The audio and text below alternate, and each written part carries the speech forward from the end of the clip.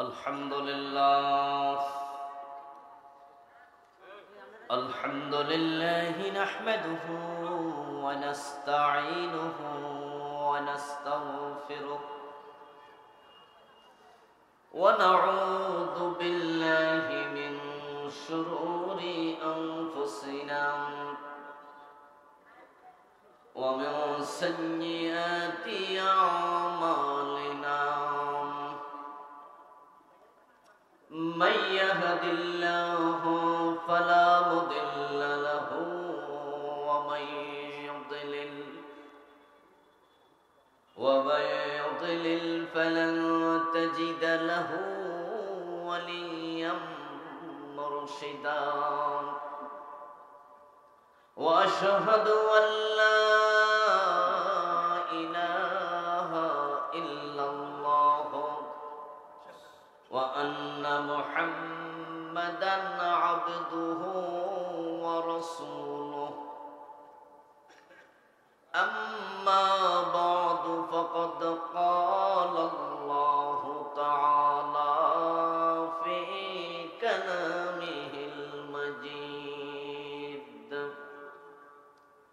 أعوذ بالله من الشيطان الرجيم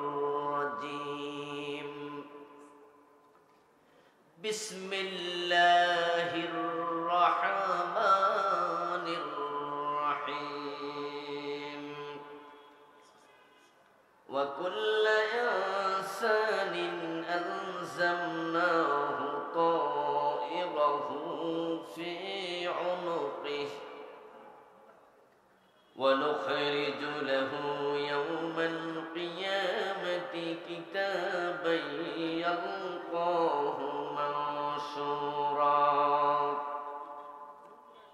اقرأ كتابك كفى بنفسك اليوم عليك حسيبا قال النبي صلى الله عليه وسلم اللهم حاسبني حسابا يسيرا قيل يا رسول الله وما الحساب اليسير قال أن ينظر في كتابه فيتجاوز عنه أو كما قال النبي عليه الصلاة والسلام সকলে মেহেরবানি করে দুরূদ ইব্রাহিম পড়ুন আল্লাহুম্মা সাল্লি আলা মুহাম্মাদিন ওয়া আলা আলি মুহাম্মাদ কামা সাল্লাইতা আলা ইব্রাহিম ইন্নাকা হামিদুম মাজিদ আল্লাহুম্মা বারিক আলা মুহাম্মাদিন ওয়া আলা আলি মুহাম্মাদ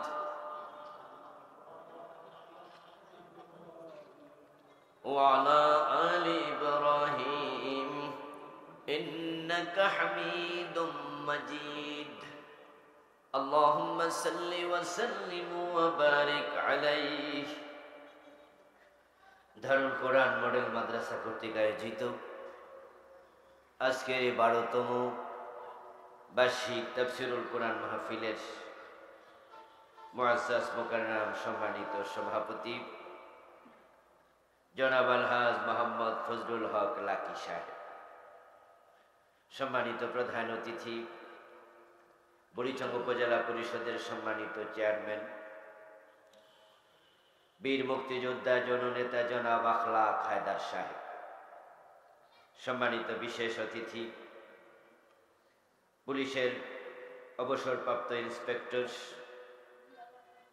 জনাব মোহতারাম শফিকুর রহমান সাহেব, মদিনা ফিলিং স্টেশনের সম্মানিত ব্যবস্থাপনা পরিচালক জনাব মোহতারাম মুশতাক আহমদ সাহেব, আজকের মাহফিলে আমার পূর্বে এশার পরে অত্যন্ত চমৎকারভাবে আলোচনা উপস্থাপন করেছেন নন্দিত মুফাসসিরে কোরআন, আন্তর্জাতিক খ্যাতি সম্পন্ন মুহাদ্দিস মুফাসসির মহতারাম মৌলানা আবু নসর আশরাফি সাহেব,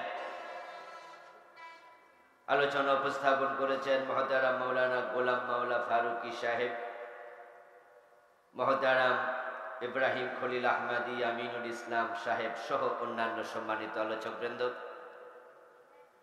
অত্র মাদ্রাসার প্রতিষ্ঠাতা মহতারাম মাওলানা শফিকুল ইসলাম ভাই সহ উপস্থিত এই মাদ্রাসার সম্মানিত আসাতাজাই কেরাম, মঞ্চ উপবিষ্ট হযরত উলামায়ে ইসলাম, বিভিন্ন মাসাজিদের আইম্মায়ে কেরাম, ইসলাম প্রিয় তাওহীদি জনতা, পর্দার অন্তরালের সতী সাধবী সম্মানিতা মা ও বোনেরা, প্রিয় দিনী ভাইয়েরা, আপনারা কেমন আছেন?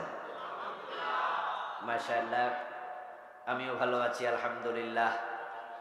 আল্লাহ তাআলা আমাদের সকলকে ভালো রাখুন, সুস্থ রাখুন। যতদিন আল্লাহ আমাদের বাঁচিয়ে রাখবেন সকলকে ঈমানের সাথে রাখুন, আমিন। আল্লাহ তাআলার পবিত্র দরবারে লাখো কোটি শুকরিয়া জ্ঞাপন করছি যে মহান মনিব অত্যন্ত মেহেরবানি করে কোরআনের এই মাহফিলে আমাদের সকলকে হাজির হওয়ার তৌফিক দিলেন, যিনি মেহেরবানি করে আমাদেরকে সুস্থ রাখলেন, পবিত্র কোরআনের কথা বলার মতো, শোনার মতো কোরআন মুখী হৃদয় দিলেন। এই সব নেয়ামতের মালিককে সেজন্য আমরা আলোচনা শুরুতে মন প্রাণ উজাড় করে অন্তরের সবটুকুন শ্রদ্ধা এবং ভালোবাসা দিয়ে আমাদের মনিব আল্লাহ তাআলাকে শুকরিয়া জানাই, কৃতজ্ঞতা জানাই। সবাই মিলে জোরে জোরে একবার কালিমাতুশ শুকর পড়ি, আলহামদুলিল্লাহ। রব্বানা লাকাল হামদ হামদান কাসীরা তাইয়্যিবাম মুবারাকান ফীহ।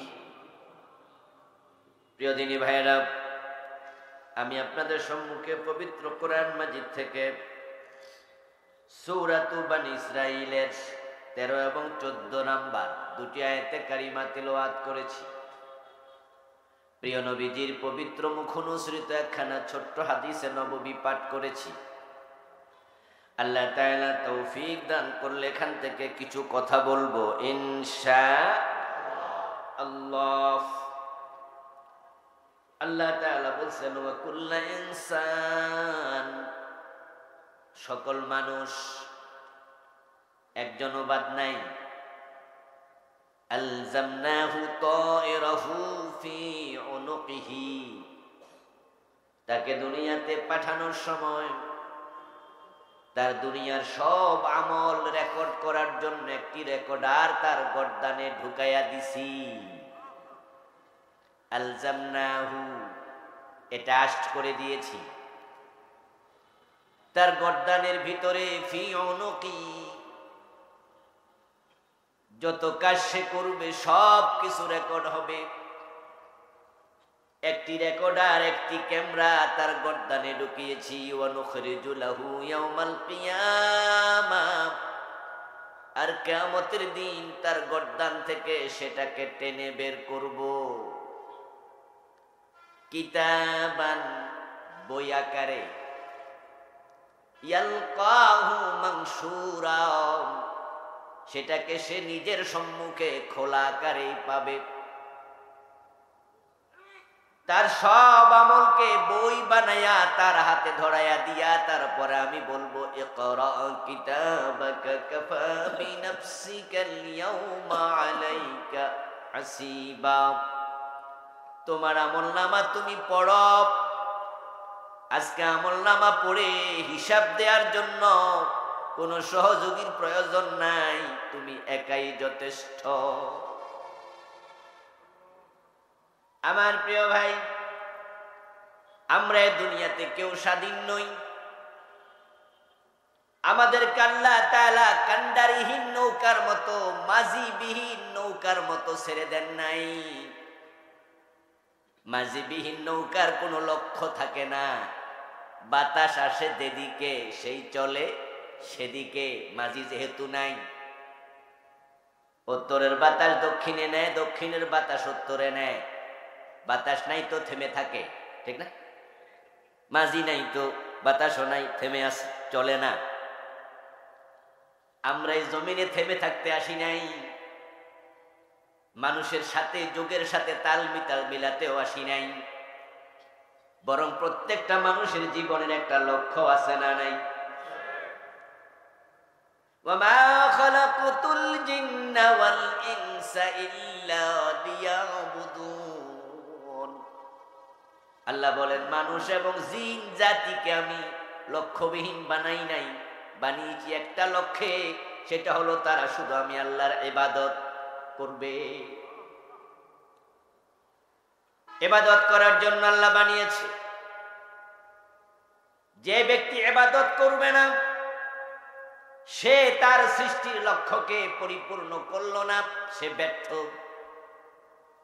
যে জিনিস যে জন্য বানানো হয় সেটা যদি সে পারপাস সার্ভ না করে, সেই কাজে না লাগে, ওই জিনিস ডাস্টবিনে পড়ে যায়, মানুষ তাকে ফেলে দেয়, স্ক্র্যাপ বানায় ফেলে। এই বাচ্চারাই বসো, যদি যাও একজন একজন যাবা, দল ধরে না। প্রস্রাব প্রস্রাব লাগলে একজন উঠে যাবে, ডিস্টার্ব করো না। কিন্তু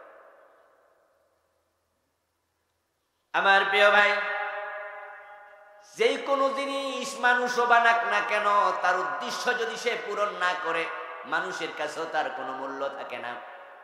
যেমন হাত ঘড়ি, সময় যদি না দেয়, এটা হাতে রাখবেন, ফেলে দেবেন, দাম যাই হোক না কেন ফেলে দাও।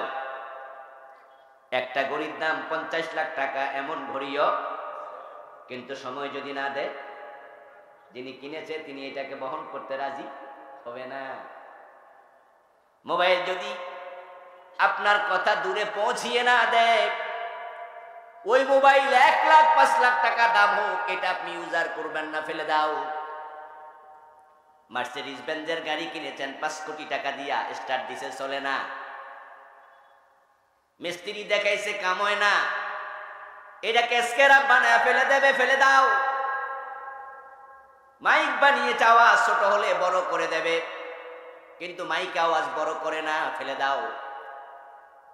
আল্লাহ আপনাকে আমাকে ইবাদতের জন্য বানাইছে, ইবাদত করবেন না, আল্লাহ আপনাকে ডাস্টবিন জাহান্নামে ছুঁড়ে ফেলে দেবে। আল্লাহ বলবে এটারও ফেলে দাও। এই জন্য যে যে উদ্দেশ্যে যাকে বানায়, সে তার উদ্দেশ্য পূরণ করা উচিত। আল্লাহ পাক রব্বুল আলামিন এই যে উদ্দেশ্য দিয়ে আপনাকে আমাকে দুনিয়ায় পাঠাইছেন, আল্লাহর উদ্দেশ্য আমরা পূরণ করছি কিনা সেটা পর্যবেক্ষণ করার জন্য প্রত্যেকের গর্দানের মাঝে সিসি ক্যামেরা ঢুকাইয়া দিছে। সিসি ক্যামেরা চিনেন তো? এখন তো সবাই এটা চিনারই কথা। বিভিন্ন বিল্ডিং এ আছে, এই যে আপনি যান, এখানে মদিনা ফিলিং স্টেশন, আমার মনে হয় ভাইজানেরা ওখানেও লাগাই রাখছে। আমার ভাইয়েরা সিসি ক্যামেরা শপিং মলে আছে, বিভিন্ন গার্মেন্টসে প্রতিষ্ঠানে আছে।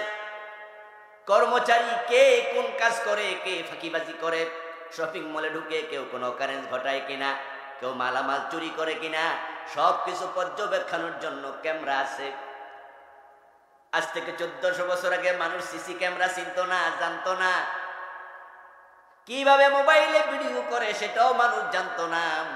কিন্তু 1400 বছর আগে আল্লাহ বলেছে, আমি প্রত্যেকের গর্দানের মাঝে একটা ক্যামেরা ঢুকাইয়া দিছি।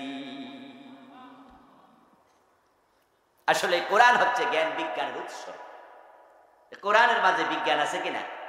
ইয়াসিন ওয়াল কুরআনিল হাকীম। আল্লাহ বলে ইয়াসিন, ইয়া সাইয়্যিদান নাস, ও মানুষের লিডার মুহাম্মদ সাল্লাল্লাহু আলাইহি ওয়াসাল্লাম, ওয়াল কুরআনিল হাকীম ইন্নাকা লামিনাল মুরসালিন। আমি বিজ্ঞানময় কোরআনের কসম করছি এবং ঘোষণা করছি আপনি রাসূলদের একজন। সুবহানাল্লাহ। বিজ্ঞানময় কোরআন, কোরআনে বিজ্ঞানের অনেক থিওরি আছে, উপাত্ত আছে, উপাদান আছে। আল্লাহ তাআলা 1400 বছর আগে বললেন, গর্দানের মাঝে, ঘাড়ের মাঝে আমি ক্যামেরা ঢুকাইছি। তখনকার মানুষ ক্যামেরা কি জিনিস জানতোই না। বিজ্ঞান যত আগাবে, কোরআন বুঝা আমাদের জন্য সহজ হবে। আজকে মোবাইলের ক্যামেরা আছে, এই যে আমার সামনে ভিডিও ক্যামেরা গুলো এভাবে তাক করে রেখেছে, এই প্রত্যেকটা ভিডিওর ভিতরে, এই ক্যামেরা মেশিন গুলোর ভিতরে ছোট ছোট কি আছে? কি এগুলোর বলে? Memory card. এই যে মোবাইল হাতে নিয়ে আছেন, আপনাদের হাতেও মোবাইল আছে, মেমোরি কার্ড আছে, এটা হাফ ইঞ্চির চেয়ে ছোট আমাদের মোবাইলের গুলো। ওটা খুলে আপনি আপনার হাতের তালুতে রাখেন, কিছুই দেখা যাবে না। অথচ এর মাঝে 50 ঘন্টা 40 ঘন্টা, এর মাঝে 100-200 ঘন্টা রেকর্ড করার মতো সামর্থ্য আছে, বিজ্ঞানীরা বানাইছে। এটাকে অন করে সামনে ধরে রাখবেন, আনলিমিটেড পাওয়ারফুল, হাজার হাজার ঘন্টা ক্যামেরা হবে, ক্যামেরা বন্দী হয়ে যাবে, রেকর্ড হয়ে যাবে। আমি কথা বলছি, নড়াচড়া করছি, আমার ভয়েস, আমার বডি ল্যাঙ্গুয়েজ, আমার সব কিছু হুবহু ক্যামেরায় রেকর্ড হয়ে যাবে, কিন্তু হাতের তালুতে রাখলে বোঝা যায় না। এটা আবার যদি মেশিনে ঢুকাইয়া দেন, কম্পিউটারে ঢুকাইয়া ক্লিক করেন, সব ধরা পড়ে যাবে। আজকের বিজ্ঞান যদি এমন মেমোরি কার্ড বানায়া ক্যামেরায় ঢুকাতে পারে, মোবাইলে ঢুকাতে পারে, আমার আল্লাহ এর চেয়ে শক্তিশালী মেমোরি কার্ড বানায়া গর্দানের ভিতরে ঢুকানোর ক্ষমতা আল্লাহর আছে না নাই? আমরা আল্লাহর কথা বিশ্বাস করি, আল্লাহ তাআলা সব কিছু রেকর্ড করছে। আমার প্রিয় ভাইয়েরা, আপনি আমি কেউ থাকবো না, সবাই চলে যাব। আজকের এই মাঠে আজ থেকে 100 বছর 150 বছর আগে আমরা কেউ ছিলাম না। আজকে যারা আছি এখানে 100 বছর বয়স এমন কেউ কি আছেন? হাত তোলা দেন তো দেখি। আমার মনে হয় না। চাচার 100 বছর এখন চাচারও হয় না, উনি আমাদের মোস্ট সিনিয়র। তাহলে কি বোঝা গেল? 100 বছর আগে আজকে এখানে যারা আমরা আছি একজনও ছিলাম না। আজ থেকে 100 বছর পরে থাকার সম্ভাবনাও নাই, চলে যেতেই হবে, থাকতে আসেন নাই। এ চলে যাওয়াটা যেন ভালো হয়, আল্লাহ তাআলা যেন আপনাকে আমাকে জাহান্নাম নামক ডাস্টবিনে ফেলে না দেয়। তাই ফারুক আযম ওমর রাদিয়াল্লাহু তাআলা আনহু বলেছিলেন, হাসিবু ক্বাবলা আন তুহাসাবু। ও দুনিয়ার মানুষ, আল্লাহর কাছে জীবনের প্রতিটা বিষয়ের হিসাব দিতে হবে। আমি ওমর পরামর্শ দেই, আল্লাহর কাছে হিসাব দেওয়ার আগে একটু নিজের হিসাব নিজে করে নিও। قال النبي صلى الله عليه وسلم الكيس من دان نفسه وعمل لما بعد الموت। প্রিয় নবীজি বলেছেন, সেই তো দুনিয়ার সবচেয়ে চালাক মানুষ যে আত্মসমালোচনা করতে জানে। নিজের দোষ নিজে খোঁজো, নিজের হিসাব নিজে করো, তাহলে আখেরাতটা সুন্দর হবে। বলুন তো প্রিয় ভাইয়েরা, আমরা নিজের দোষ খুঁজি না মানুষের দোষ খুঁজি? অভ্যাসটা ভালো নয়। ওয়ালা তাজাসসু ওয়ালা ইয়াগতাব বা'দুকুম বা'দা। সূরা আল হুজুরাত আল্লাহ তাআলা বলেন, মানুষের দোষ খুঁজিও না, গীবত করে বেড়াইও না। নিজের দোষ খোঁজো, নিজের দোষ খোঁজো। গীবত যদি করতে হয় নিজের গীবত করো, নিজের দোষ বলো। রাতের গভীরে উঠে আল্লাহর কাছে হাত বাড়ায়া নিজের দোষ নিজে বলো, আল্লাহ আমি বড় জালেম, আল্লাহ আমি বড় গুনাহগার, আল্লাহ আমি বড় খারাপ মানুষ, তুমি আমারে মাফ করে দাও। যত পারো নিজের গীবত রবের কাছে করো, এতে কল্যাণ আছে। অন্যের গীবত করিও না। আল গীবাতু আশাদ্দু মিনাজ জিনা। কারণ অন্যের গীবত করা এটা জেনার চেয়েও জঘন্য। দোষ যদি খোঁজো, নিজেরটা খোঁজো। আয়নার সামনে দাঁড়ালে তোমার আয়না চেহারার কোথায় কোন কালো দাগ আছে বলে দিচ্ছে। তুমিও কোরআন হাদিসের সামনে নিজেকে উপস্থাপন করিও, তোমার কলবের কোথায় কোন গুনাহ ঢুকেছে, কোন দোষ আছে, কোরআন হাদিস আয়নার মতো তোমাকে বলে দেবে। এই জন্য যারা মুমিন তারা কোরআন হাদিসের চর্চা করে, নিজেকে কোরআন হাদিসের সাথে মিলায়া দুনিয়ায় চলে। এইভাবে যদি জীবন কাটানো যায় তাহলে হবে কল্যাণ। আর যদি এমনটা না হয় তাহলে বড় বিপদ। আর যে ব্যক্তি আখেরাতে বিপদে পড়ে যাবে তার মতো হতভাগা আর কেউ নাই। কারণ সেদিন বিপদ থেকে নতুন করে সংশোধন হওয়ার কোনো রাস্তাও নেই। তাই ফারুক আজম ওমর বলেছে, নিজের হিসাবটা নিজে করো, আল্লাহর সামনে হিসাব দেয়া লাগে। সুম্মা লাতুসআলুন্না ইয়াওমাইযিন আনিন নাঈম। তোমাকে যত নিয়ামত আল্লাহ দিছে, আল্লাহ নিজে বলে সব নিয়ামতের ব্যাপারে তোমাকে প্রশ্ন করা হবে। এই যে 40 বছর, 50 বছর, 30 বছর হায়াত পেয়েছো, ওই হায়াত আল্লাহর নিয়ামত। কারণ মায়ের পেটে থাকতে মরে গেছে এমন আল্লাহর বান্দাও আছে, জন্মের 5 মিনিট পরে মরে গেছে এমনও আছে, তোমার সে কম বয়সে মরে গেছে আল্লাহর কত বান্দা আছে। তুমি এখনো মরো নাই, তোমার নিঃশ্বাস যিনি চালু রেখেছেন, হিসাব নেয়ার অধিকার তার আছে না নাই?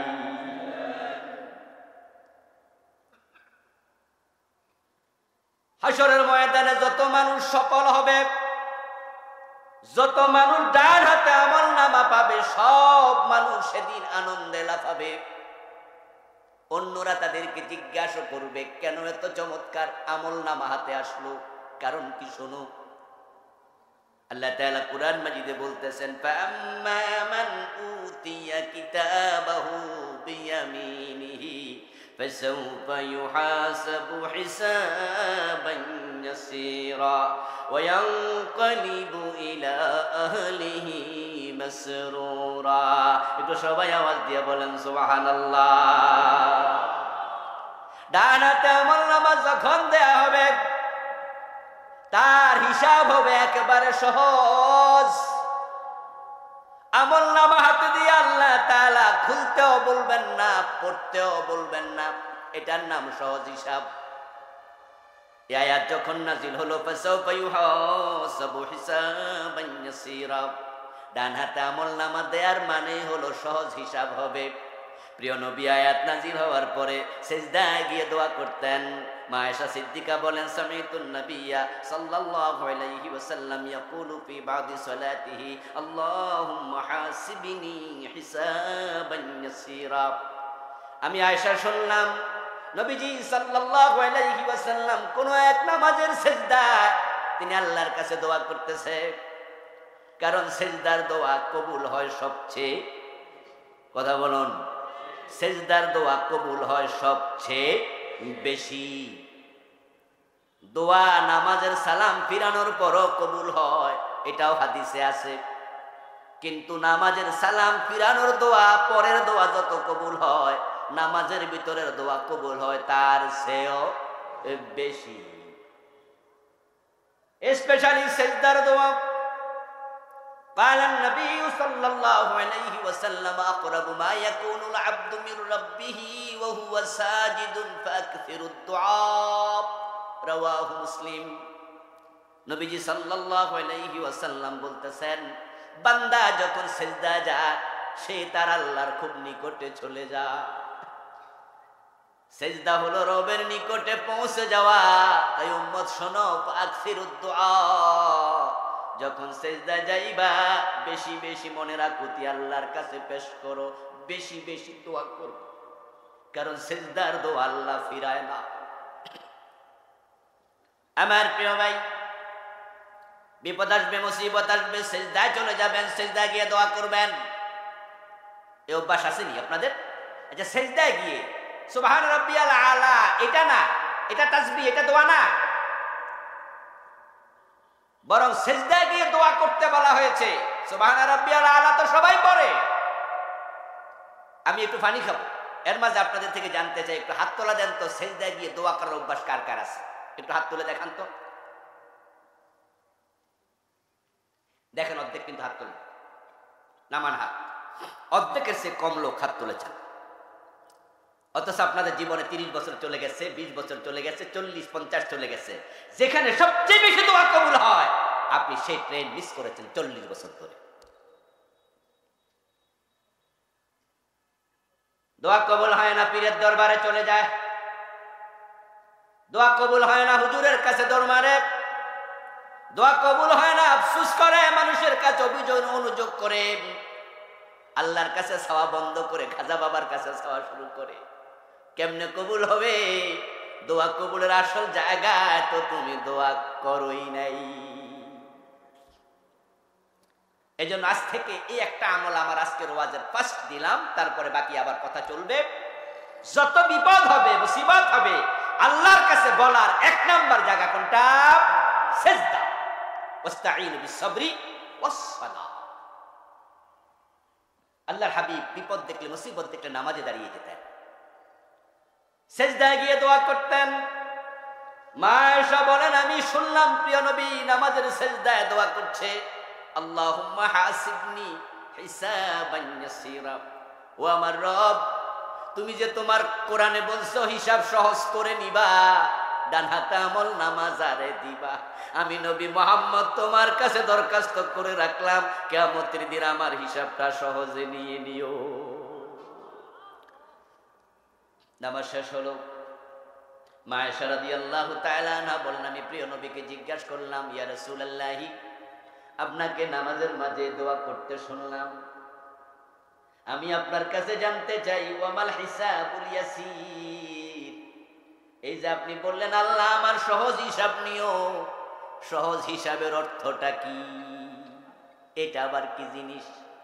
প্রিয় নবী জবাব দেন, ইয়ানজুরা ফি কিতাবিহি ফায়াতাজাওয়াজ আনহু। সহজ হিসাব মানে হলো, কিছু লোক হাসরের ময়দানে এমন থাকবে যাদেরকে আল্লাহ ডান হাতে আমলনামা দেবে, আমলনামা খুলতে বলবে না, পড়তেও বলবে না, শুধু আমলনামা দিয়ে এক নজর তাকাইয়া বলবে, যা যা তোরে জান্নাত দিয়ে দিলাম।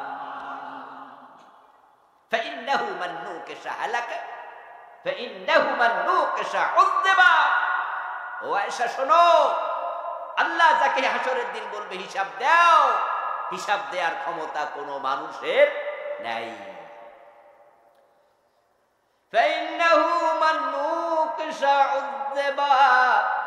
আল্লাহ যার হিসাব চাইবেন সে জাহান্নামী হতে বাধ্য। এজন্য তো আল্লাহ তাআলা যখন হাসরের ময়দানে কাহার সূরত ধরে প্রকাশিত হবেন, তখন সব নবীরা পর্যন্ত কি বলবে সেদিন?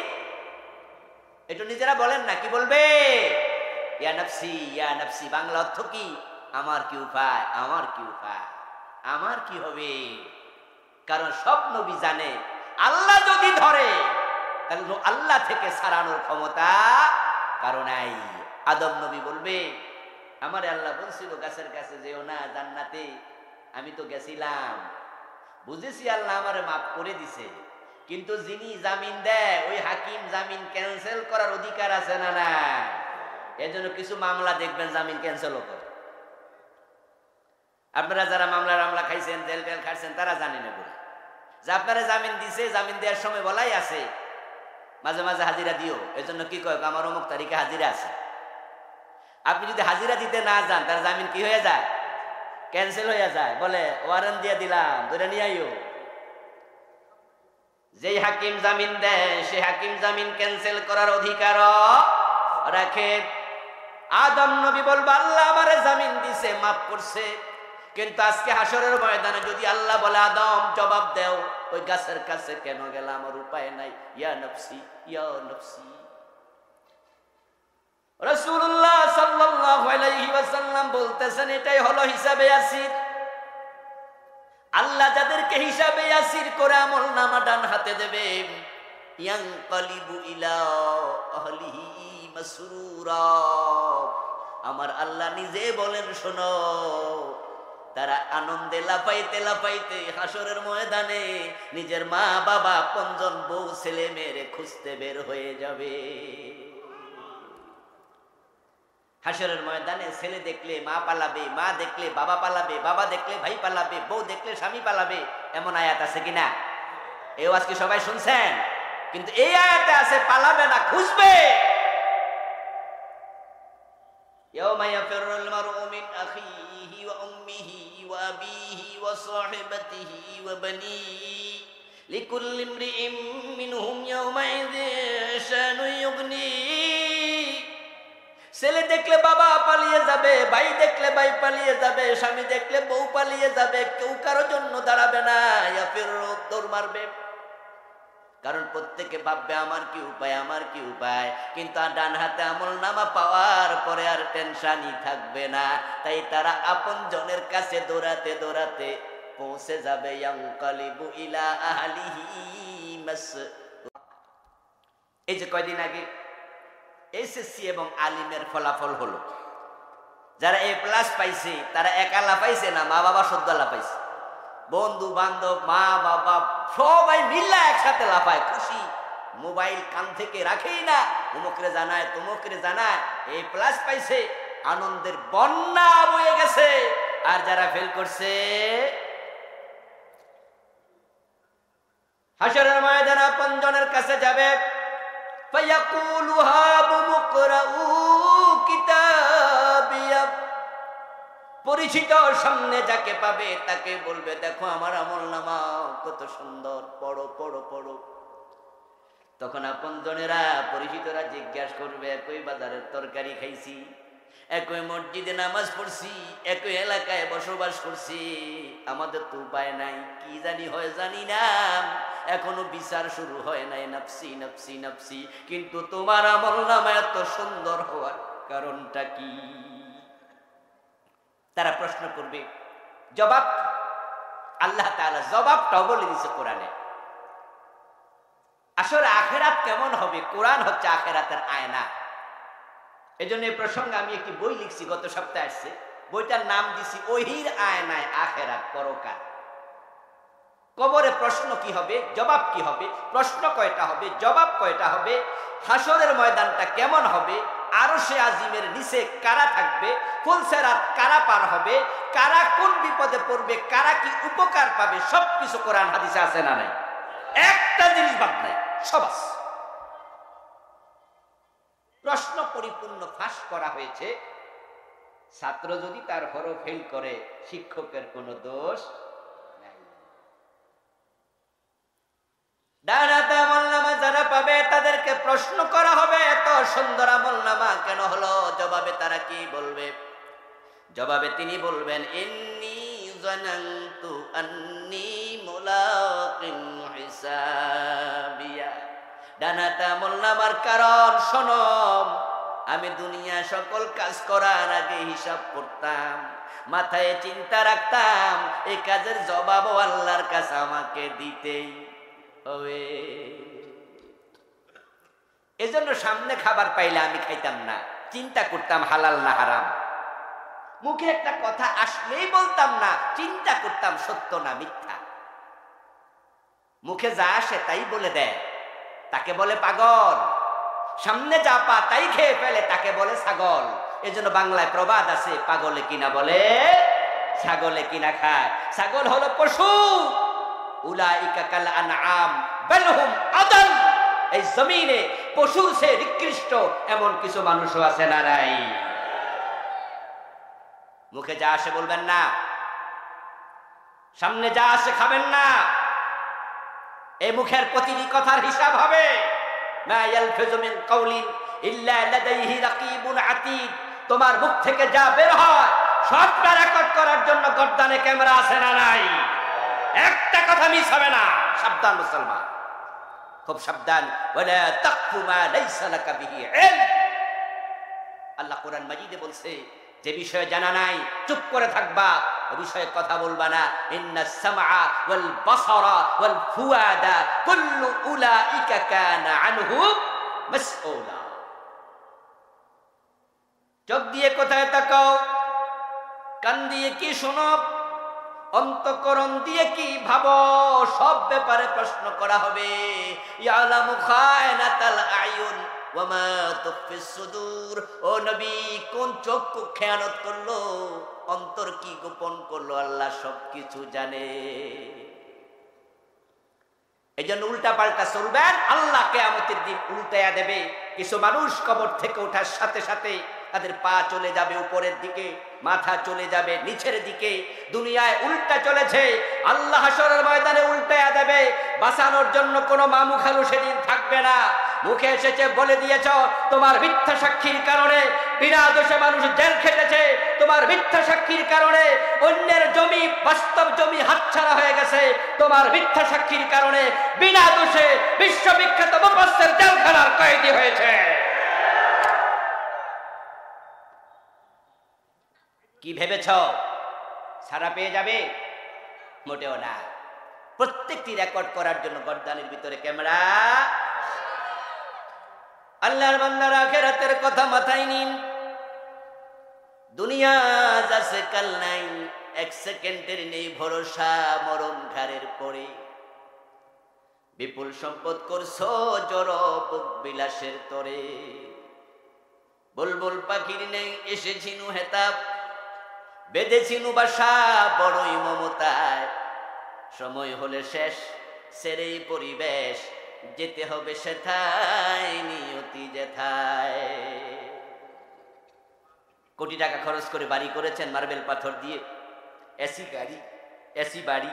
চোখ বন্ধ করে দেখুন তো, একটু ভাবুন তো, এই যে আজকের মাহফিলে আছেন, যাওয়ার সময় গাড়ি অ্যাক্সিডেন্ট করে মরে গেলেন, অথবা এখানে স্ট্রোক করে মরে গেলেন, আপনার এসি রুমে আপনাকে ঢুকাবে না, আপন জনেরা মসজিদের খাটিয়ায় নিয়ে ঘরের বারান্দায় রাখবে। রাতটা কোন রকম কেটে যাক, কালকে সকালে এমন কবরে রাখবে যেখানে বিছনা চাদরটাও।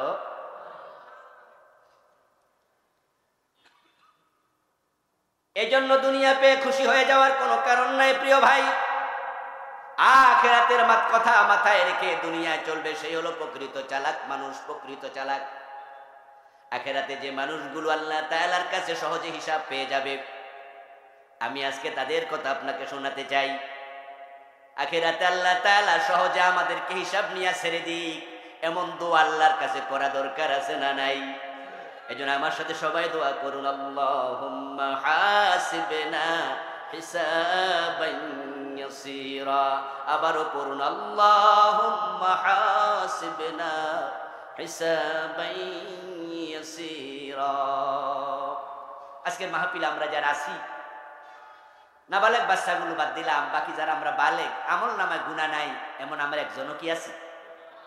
সবার আমল নামায় কম বেশি গুনাহ আছে কিনা? যেখানে বিশ্বনবী মুহাম্মদ সাল্লাল্লাহু আলাইহি ওয়াসাল্লাম নিষ্পাপ, মাসুম, বেগুনাহ, উনি বলতেছে আল্লাহ আমার হিসাব সহজে নিও, আর গুনাহওয়ালারা যদি নিশ্চিন্তে থাকে হবে কেমনে? এই জন্য সহজ হিসাবের দোয়া আমাদেরও আল্লাহর কাছে করা দরকার আছে কিনা? সিজদায় গিয়েই দোয়া বেশি করবেন। আসল সফলতার নাম জান্নাত, আসল ব্যর্থতার নাম জাহান্নাম। যদি জান্নাতি না হতে পারেন তাহলে আপনার মতো কাঙ্গাল, আপনার মতো হতবাগার কেউ নাই।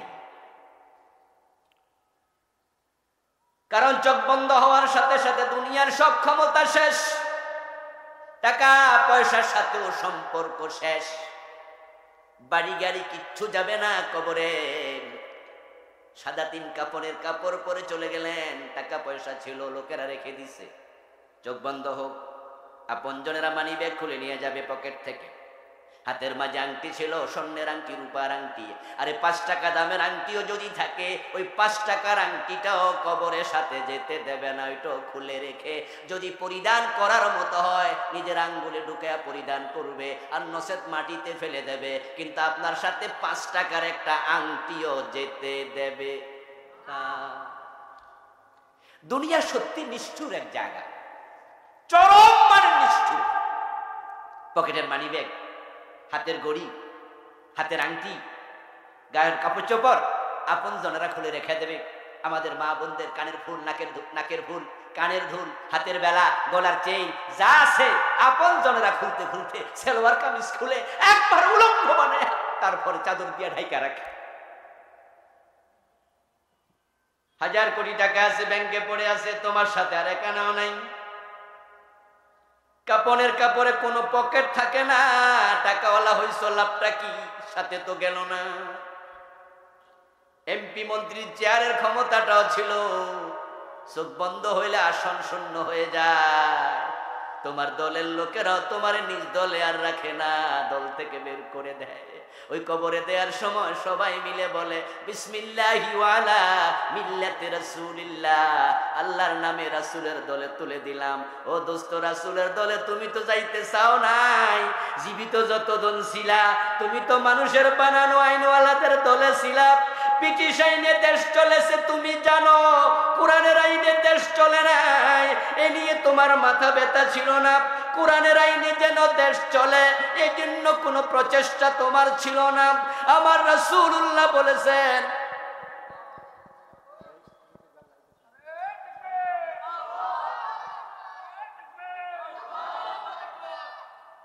জিকির করুন লা ইলাহা ইল্লাল্লাহ।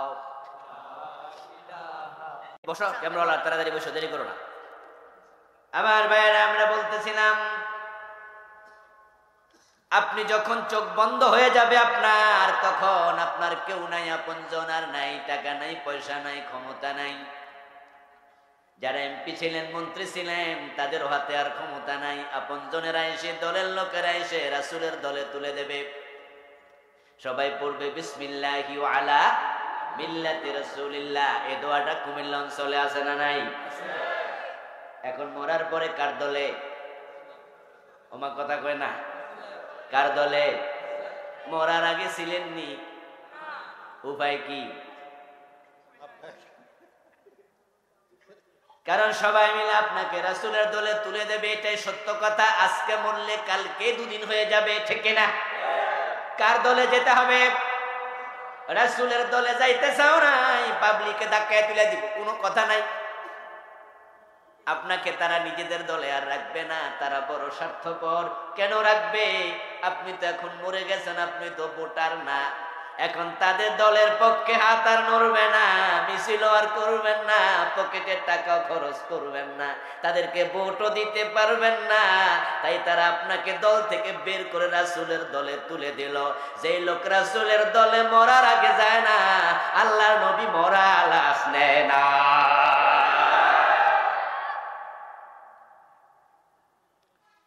আর রাসূলের দলে আপনি তো নিজে জানো নাই, পাবলিকে নাম মেরে তুলে দিল। পাবলিকে না কয় তোমার দিলাম তুইলা।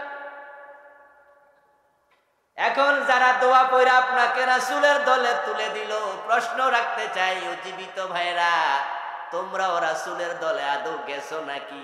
কয় না হুজুর, আমি তো আমার দলে আছি। তাহলে তুমি কবে যাইবা? কয় মরার পরে পাবলিকে দিলে।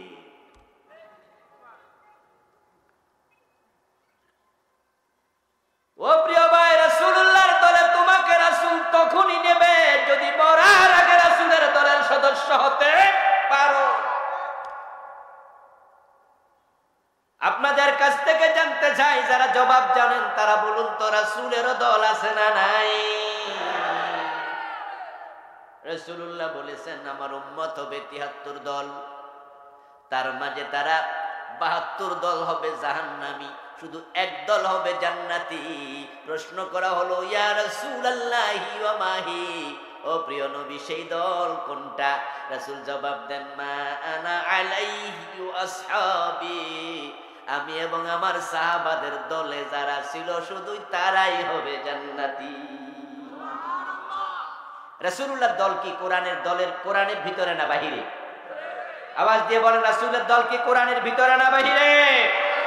রাসূল যখন মদিনার প্রেসিডেন্ট হলেন, তার সাহাবা এবং তার দল যখন মদিনায় জিতে গেল, তখন কি মানুষের আইনে দেশ চলছে না কোরআনের আইনে চলেছে? আপনি কি কোরআনের আইনের পক্ষে আছেন কি? এই প্রশ্ন আপনার বিবেকের কাছে রাখলাম, আমার কাছে জবাব দেওয়া দরকার নাই। আমার প্রিয় ভাই, চলে যেতে হবে দুনিয়া থেকে, থাকা যাবে না। এখন যাওয়ার পর আমরা সবাই চাই আমাদের হিসাবটা হোক সহজে। আল্লাহ যাদেরকে দয়া করে সহজ হিসাব নেবেন তারাই জান্নাত পেয়ে যাবে। এখন কাদের হিসাব সহজ হবে, সহজে জান্নাত পাবে কারা? আমি আপনাদেরকে তাদের একটি ছোট্ট তালিকা বলবো, অল্প কয়েকজন মানুষ সহজে জান্নাত পাবে। বলার আগে আল্লাহর কাছে সবাই মিলে আবার দোয়া করি, আল্লাহ যাদের হিসাব সহজ করে নিবা আমাদের সবাইকে তাদের দলে ঢুকাইয়া দাও, বলেন আমিন।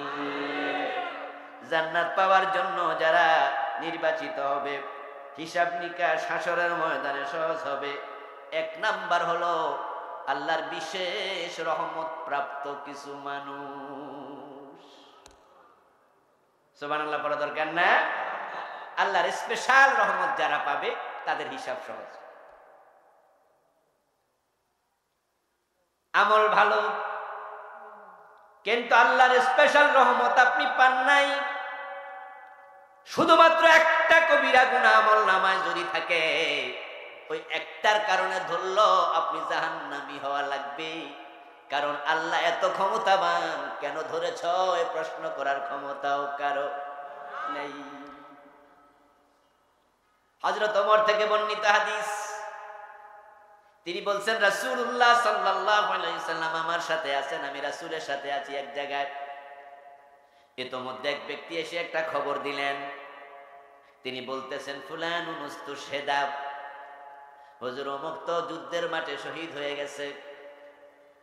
আল্লাহর হাবিব ওই কথাটা শুনে জবাব দিলেন, বললেন কাল্লা রাআইতুহু ফিন্নার বিআবাতিন কাদ গাল্লাহা। যে লোকটা যুদ্ধে মারা গেল তুমি এসে বললা সে শহীদ হয়ে গেছে, আমি নবী বললাম না, আমি নিজে তাকে জাহান্নামে দেখে এসেছি। কাল্লা রাআইতুহু ফিন্নারি বিআবাতিন কাদ গাল্লাহা। অমুক যুদ্ধে গনিমতের মাল থেকে সে একটা চাদর চুরি করেছিল, না বইলা একটা চাদর নিয়ে বাড়ি চলে গিয়েছিল চুরি করে। ওই চুরি করার অপরাধে আল্লাহ তাকে জাহান্নামে দিয়ে দিছে। যুদ্ধের মাঠে মরেছে কিন্তু তাকে শহীদ হওয়ার সুযোগ আল্লাহ দেন নাই। তার শাহাদাত আল্লাহ কবুল করেন নাই। একটা গুনাহ করেছে তাতেই জাহান্নামী। এই হাদিস দিয়া বোঝা যায় আল্লাহর স্পেশাল রহমত না পাইলে জান্নাত পাওয়া সহজ না কঠিন। রাসূলুল্লাহর কাছে আরেক যুদ্ধ চলাকালে এক ব্যক্তি এসে বলছে, ইয়া রাসূলুল্লাহ, আজকের যুদ্ধ অমুক ব্যক্তি সবচেয়ে বেশি বীর বিক্রমে যুদ্ধ করছে। যত কাফের তার সামনে পড়ে সবাইকে কচু পাতার মতো, কচু গাছের মতো, কলা গাছের মতো কাইটা লাগে। আল্লাহর নবী খবর শুনে বললেন, শুনে রাখো, ওই আজকের যুদ্ধে যে সবচেয়ে বেশি বীর বিক্রমে যুদ্ধ করছে লোকটা জাহান্নামী হবে। এই ঘটনা যে জায়গায় ঘটেছে সেখানে রাবী বলছেন, যিনি হাদিসের বর্ণনাকারী, তিনি বলতেছেন আমি এটা শুনে আশ্চর্য হলাম, কেন আজকের যুদ্ধে সবচেয়ে বড় মুজাহিদ সেই কেন জাহান্নামী হবে? কেন? কারণ কি? আমি সিদ্ধান্ত নিলাম আমি এটার শেষ দেখে ছাড়বো। কারণটা আমি উদ্ঘাটন করে ছাড়বো। কারণ আমার রাসূল তো মিথ্যা কথা বলে না। আমি তার পিছু নিলাম। এক পর্যায়ে দেখলাম সে যুদ্ধ করতে করতে শত্রুপক্ষ কর্তৃক আহত হয়ে গেল।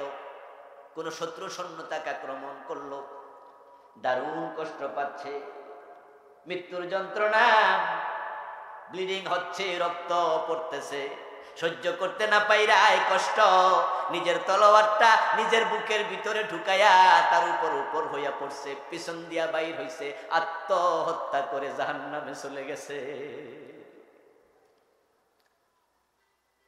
যুদ্ধের মাঠে সবচেয়ে বড় মুজাহিদ আত্মহত্যা করে জাহান্নামী হলো। এতে বোঝা যায় জান্নাত পাওয়ার জন্য আল্লাহর স্পেশাল রহমত দরকার আছে না না। قال النبي صلى الله عليه وسلم لا ينجي أحدا منكم عمله قيل يا رسول الله ولا أنت قال لا إلا أن يتغمدني الله برحمته। এজন্য প্রিয় নবীজি সাল্লাল্লাহু আলাইহি ওয়াসাল্লাম সাহাবায়ে কেরামের মজলিসে একদিন ওয়াজ করতেছিলেন।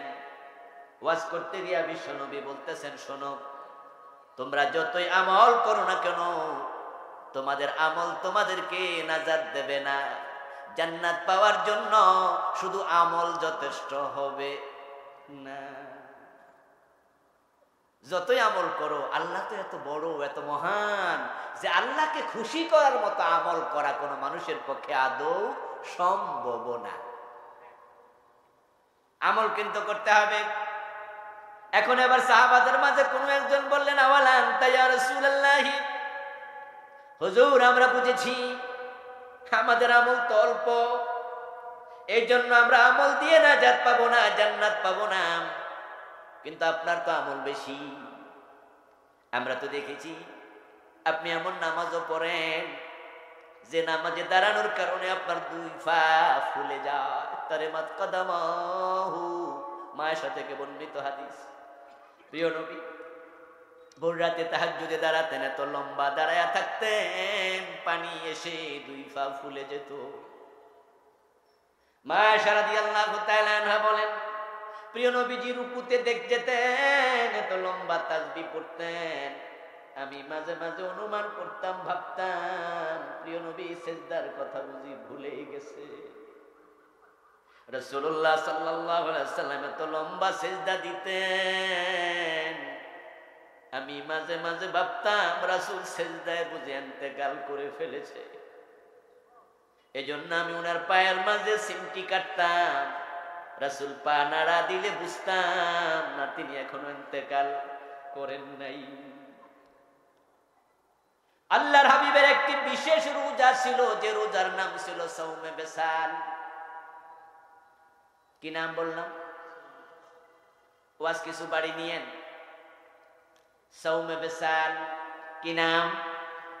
কি রে ভাই এতগুলা লোক কথা বলেন না কেন? আমি বলছি বলুন সাওমে বেসাল কি নাম? ওয়ার নিচে জের দিলে, ওয়ার নিচে জের দিলে ভি হয়, বিশাল। বাংলা তো হলো লাগাতার রোজা, যেটার মাঝখানে কোনো ইফতারও নাই, সাহারিও নাই। লাগাতার 2 দিন 3 দিন 4 দিন 5 দিন রাসূল রোজা রাখতেন, ইফতার করতেন না, সাহারিও খাইতেন না। এই খবর সাহাবারা শুনলেন, কোন কোন সাহাবী রোজা রাখতে শুরু করলেন। কোন একদিন জুমার দিন রাসূলুল্লাহ সাল্লাল্লাহু আলাইহি সাল্লাম মসজিদে দাঁড়ায়া বললেন, আমি শুনলাম সামিতু ইন্নাকুম লাতুওয়াসিলুন, আমি শুনেছি তোমরা নাকি সাওমে বেসাল রাখা শুরু করেছো, ইফতার করো না, সাহারি খাও না। আমি শুনলাম এমন রোজা নাকি তোমরা রাখো আমার সাহাবারা। কোন একজন সাহাবা দাঁড়ালেন, দাঁড়ায়া বললেন ইন্নাকা তুওয়াসিলু, হুজুর আমরা তো শুনেছি আপনিও নাকি রোজা রাখেন, আমরা আপনার থেকে রাখেন শুনে তো আমরাও রাখা শুরু করছি।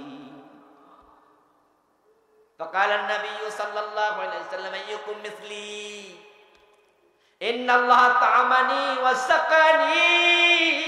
সুবহানাল্লাহ বলে ফেলেন, অগ্রিম পড়ায় দিলাম। প্রিয় নবী বলছো মিয়া আমার মতো সামর্থ্য ক্ষমতা তোমাদের কয়জনের আছে? কার আছে? আমি যে খাই না, আমি যে ইফতার করি না, সাহারি করি না, কারণ আমার আল্লাহ নিজে আমারে খাওয়াইয়া দেয়, আমার আল্লাহ আমারে পান করাইয়া দেয়। আমি আল্লাহর প্রেমের সুধা পান করি, আমার ক্ষুধাই লাগে না। ইয়া রাসূলুল্লাহ ইয়া ওয়ালা আনতা, হুজুর আপনার তো আমল বেশি, আপনি তো জান্নাত আমলের কারণে পাবেন। ক্বালা লা, রাসূল জবাব দেন না, আমল করে আল্লাহরে খুশি করে জান্নাত পাবো এমন আমল করার ক্ষমতা আমি নবী মুহাম্মাদেরও নেই। তবে ইল্লা আইয়াতাগাম্মাদানি আল্লাহু বিরহমাতিহি, আমি জান্নাত পাবো এটা নিশ্চিত, কারণ আমার আল্লাহ আমাকে রহমতের চাদর দিয়ে ঢেকে রেখেছে। এবার আপনাদের কাছ থেকে আমি জানবো, ওয়াজ দেখি বুঝেন কিনা, আমি বুঝাইতে পারলাম কিনা। জবাব দিলে বুঝবো আল্লাহর নবী জান্নাত পাবে আমল দিয়ে না আল্লাহর রহমত দিয়ে? সঠিক উত্তর, আল্লাহর রহমত আমাকে আবৃত করে রেখেছে। এখন নবী মুহাম্মদ যদি আল্লাহর রহমত পাওয়া লাগে জান্নাত পেতে, আমাদের জান্নাত পাওয়ার জন্য আল্লাহর রহমত আরো বেশি বেশি দরকার আছে না নাই? এখন আল্লাহর রহমত আপনি কখন পাবেন? আল্লাহকে খুশি করার মতো কাজ আপনি যখন করবেন। সুবহানাল্লাহ। ও প্রিয় ভাই, সেটা আবার কি জিনিস? সেটা হলো নেকামল করো, নেকামল করো, নেকামল করো। আল্লাহ কোন আমলে খুশি হয় এটা মানুষের জানা নেই।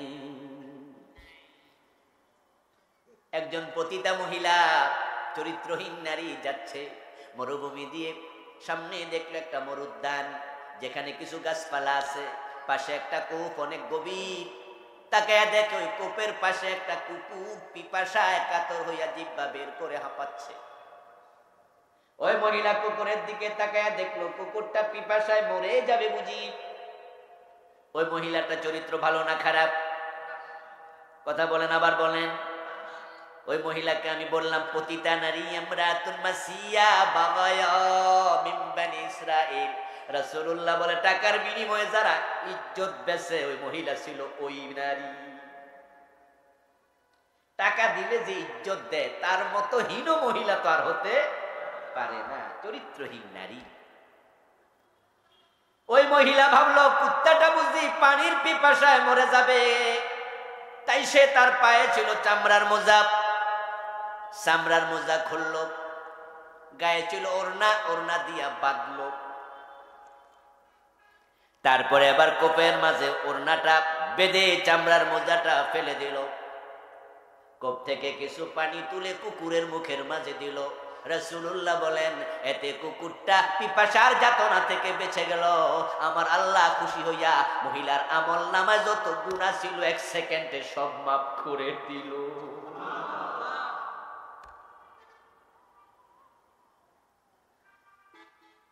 ইরহামু মান ফিল আরদ ইয়ারহামকুম মান ফিস সামা। এজন্য প্রিয় নবী বলেছেন, দুনিয়াবাসীর উপর রহমত করো, দয়া দেখাও, আকাশওয়ালা তোমার উপর দয়া নাজিল করবে। ইন্নাল্লাহা ফি আউনিল আবদি মা দামাল আবদু ফি আউনি আখি। মানুষ যখন তার ভাইয়ের উপকার করতে থাকে, স্বয়ং আল্লাহ তার বিপদ উপকার করার জন্য এগিয়ে আসে। আপনার বিপদে আল্লাহকে ডাকা লাগবে না, আপনি অন্যের উপকারে রত হয়ে যান। আপনার বিপদের দিনে না ডাকলেও আল্লাহ নিজে হাজির হয়ে যাবে। ও প্রিয় ভাইয়ের, আল্লাহকে খুশি করার জন্য আমল করো। কোন কাজে আল্লাহ খুশি হয় বোঝা যায় না। এই জন্য আল্লাহ রহমত পাওয়ার জন্য কোনো আমলকে ছোট মনে করা যাবে না। আল্লাহ আপনার উপর খুশি হয়ে যাবে যদি আল্লাহকে আপনি আপনার কলিজাটা, কলবটা দিয়ে দিতে পারেন। হিসাব সহজ হবে যাদের, তাদের মাঝে আরেকজন 2 নাম্বার ব্যক্তি হলো যার কলব আল্লাহর জন্য নিবেদিত। ইয়াউমা লা ইয়ানফাউ মালু ওয়ালা বানুন ইল্লা মান আতাল্লাহ বিকলবিন সালিম। আল্লাহ কোরআনে বলে, কিয়ামতের দিন কার কত টাকা দুনিয়ায় ছিল, সন্তান কয়জন ছিল, এগুলো আল্লাহ দেখবে না, হিসাবও নেবে না, হিসাব করবেও না, তাকাইয়াও দেখবে না। বরং আল্লাহ শুধু তাকাবেন কার অন্তরটা পরিচ্ছন্ন ছিল। যার অন্তরটা আল্লাহর জন্য নিবেদিত, আল্লাহ সহজে হিসাব নিয়ে তাকে জান্নাত দিয়ে দেবে। আমার আরেকটি আয়াত পড়ছি, আমার সাথে পড়ুন, আপনারা প্রায় সবাই পারবেন, যারা পারেন পড়ুন। আফালা ইয়ালামু ইযা বুসিরা মা ফিল কুবুরি ওয়া হুসিলা মা ফিস সুদূর। এই আয়াত আল্লাহ কি বললেন শুনুন। যেদিন কবর খুলে দেয়া হবে, কবর থেকে মানুষকে তোলা হবে, আল্লাহ সকল মানুষের কলব সেকনি দিয়া সেকা দেবেন। সেকা দিয়া দেখবেন কলবের ভিতরে কি ছিল।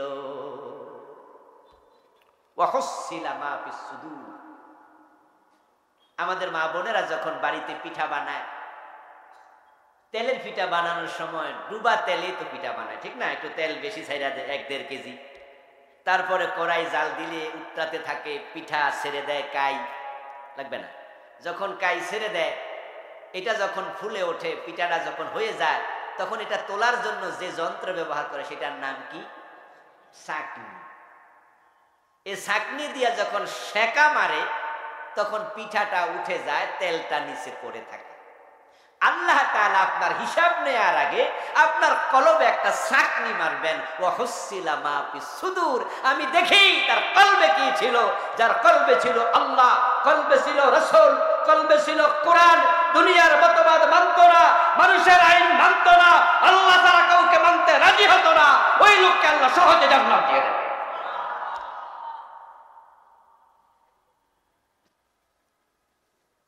আর যাদের অন্তরে দুনিয়া ঢুকে গেছে, শিরিক করেছে, কুফর করেছে, বেদাত করেছে, দুনিয়ার মহব্বত কলিজায় ঢুকায় রাখছে, এই ওয়াজগুলো আমি করতেছি তারাও বুঝে। আজকের মাহফিলে আপনারা যারা আছেন সবাই বুঝে হুজুরের কথা ঠিক, তবে তাহলে আল্লাহর দলে আসেন না কেন?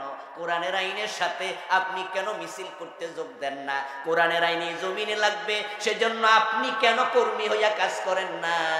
তখন কই হুজুর আমি যে দল করি ওই দলের লোকেরা এটা শুনলে তো আমারে পদত্যাগ করা লাগবে।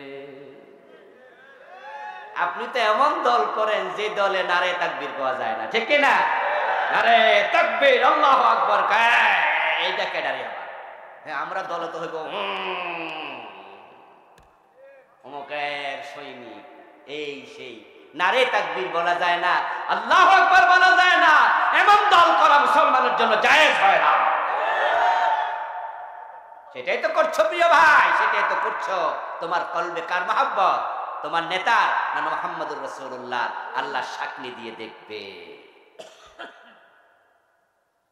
যার উপর আল্লাহ খুশি হয়ে গেছে তার আমলের কারণে কলবটা আল্লাহর জন্য নিবেদিত করে দিয়েছে। এই যে আল্লাহর জমিনে আল্লাহর বিধান লাগবে, কারো বিধান মানা যাবে না। আল্লাহর বিধান প্রতিষ্ঠার চেষ্টা করা লাগবে। কথাগুলো আমি বলছি, আলেম ওলামারা বলছে। আমি ওয়াজ করার কারণে আগামীকাল বাংলাদেশ ইসলাম কায়েম হয়ে যাবে। ব্যাপারটা কি এত সহজ? কথা বলুন, এত সহজ? কিন্তু যদি কায়েম না হয়, ওয়াজ বন্ধ হবে না, ওয়াজ চলতে থাকবে। ইমাম যদি ভুল করে মুসল্লি লোকমা দেবে। ইমামের ভুল আছে যতদিন, লোকমা চলবে ততদিন। ইমাম যদি ভুল না করে, লোকমার প্রয়োজন নাই। দিন কায়েম হওয়া পর্যন্ত আমাদের বলা থামানো যাবে না। যেদিন কায়েম হবে সেদিন আমরা নিজেরাই থেমে যাব।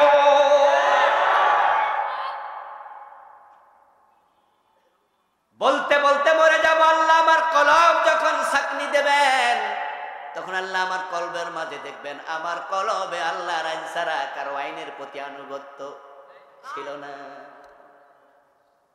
এবার বলুন তো, আমি যে ওয়াজ করতেছি আমি কি নিষ্পাপ? আপনারা যারা আমার চিন্তার সাথে একমত, আপনাদেরও কি গুনাহ নাই? ওই যে একটা গুনাহ করেছে সাহাবী, একটা চুরি করেছিল চাদর, সে জাহান্নামী। বুকের মাঝে নিজের তলোয়ারটা ঢুকাইয়া মরে গেছে যুদ্ধের মাঠে, সে জাহান্নামী। এখন আমাদের গুনাহ কি ওই সাহাবীর মতো এক দুইটা না আরো বেশি আছে? তো আমাদের উপায় কি? এবার শুনুন, আপনার কলবের কারণে আপনার রব যদি আপনার উপর খুশি হয়ে যায়, রাসূলুল্লাহ সাল্লাল্লাহু আলাইহি ওয়াসাল্লাম বলেন, ইন্নাল্লাহা ইউদনিল মুমিনা ফায়াদাউ আলাইহি কানাফাহু ওয়া ইয়াসতুরুহু ফায়াকুল। আল্লাহ কিয়ামতের দিন যখন বিচার করতে শুরু করবেন, আল্লাহর স্পেশাল রহমত পাওয়া কিছু বান্দা আছে যার উপর আল্লাহ খুশি হয়ে আছে। আল্লাহ তাকে কাছে ডাকবেন, সব মানুষের সামনে তার বিচার করবেন না। আল্লাহ রহমতের একটা চাদর দিয়া আল্লাহ নিজে তাকে ডেকে ফেলবেন। সে রহমতের চাদরের ভিতরে ঢুকে যাবে। তারপর আল্লাহ তাআলা তাকে বলবেন, তারিফু যানবা কাযা আতারিফু যানবা কাযা। ও মিয়া, তোমার কি মনে আছে অমুক দিন তুমি এই গুনাহ করছো, অমুক দিনে গুনাহ করছো, অমুক দিনে গুনাহ করছো? ফায়াকুলু নাআম ইয়া রাব্বি। ওই লোক বলবে, হ্যাঁ আল্লাহ, আমার তো মনে আছে এই গুনাহ আমি করেছি। হাত্তা কাররাহু যুনুবাহু ওয়া রা নাফসাহু আন্নাহু কাদ হালাকা।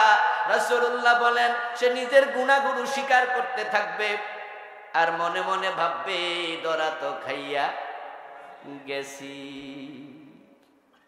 আল্লাহ মনে করে দেবে, এই মিয়া, মোবাইলে হুজুরের ওয়াজ শুনতেছিলা, হুজুরের ওয়াজ শোনার ফাঁকে দিয়া হঠাৎ কইরা অ্যাডভার্টাইজে এক বেড়ি লাভ মারছিল, তখন হুজুরের ওয়াজ শোনা বাদ দিয়া বেড়ির নাচও চাইছিলা 3 মিনিট, মনে আসেনি? রওনা দিছিলাম মসজিদে নামাজ পড়তা। রাস্তার পাশ দিয়ে এক সুন্দরী মেয়ে হেঁটে যাচ্ছে, সেজে গুজে বেপরদায়। চোখের সামনে পড়ছিল, উচিত ছিল চোখ নামাইয়া ফেলা, কিন্তু চোখ নামাও নাই, বরং তার দিকে 30 সেকেন্ড তাকায়া আসিলা। এই যে চোখের কবিরা গুনাহটা করছিলা, মনে পড়ে কিনা? এভাবে আল্লাহ যত গুনাহ আছে মনে করাতে থাকবে। ওই লোকটা তখন ভাববে, ধরা তো খাইয়া গেছি। তখন আল্লাহ তাকে এবার বলবেন, টেনশন করো না, তোমাকে আমি ভালোবাসি, তাই তোমার গুনাহগুলা দুনিয়া গোপনে রেখেছি, আজকেও গোপনে ক্ষমা করে দিলাম।